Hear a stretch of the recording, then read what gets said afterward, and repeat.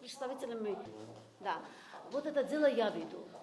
Ко мне домой ворвался полиция, избили нас, кричали, орали, что уцхопереби харт, гаитри это кедам. И это все организовал начальник полиции, это Таймури Гельдиашвили, который сегодня тоже сидит на том же должности. После этого случая мы писали и президенту, и писали Бану Мерабишвили, так как полицейский.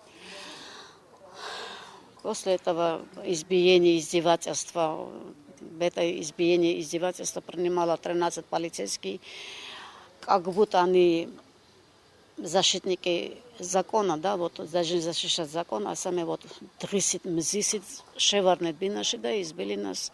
На что у меня есть соответствующие документы, доказательства, документы, как я оказалась в клинике Гудушаури, у меня есть там, значит, соответствующий документ, у меня есть экспертиза, как я была избита, побита. И вот я решила обращаться к обществу Комаги, чтобы они помогли бы мне, вот хотя бы нанимать мне адвоката. Не все адвокаты соглашаются, потому что это дело будут иметь с полицейскими, с представителями государства якобы, но какие они защитники закона, для меня непонятно.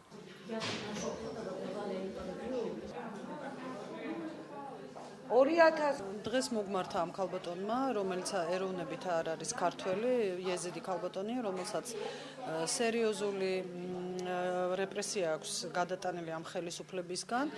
მან წარმოადგინა ყველა დამამტკიცებელი ექსპერტიზის ცნობებიდან დაწყებული ყველა საბუთი აქვს, რა განხორციელდა ამ ქალბატონზე და ჩვენ გვინდა ხაზი გავუსვათ, რომ სწორედ ფონდი კომაგი არა აქვს მნიშვნელობა პარტიის წევრი იქნება რომელიმე სიმხარდამჭერი რომელიმე პარტიის თუ არა ქართველი თუ ქართველი, ყველას უწევს დახმარება, სადაც იქნება უსამართლობა და სადაც იქნება უსამართლოდ რეპრესირებული დანაშაული ადამიანებზე განხორციელებული.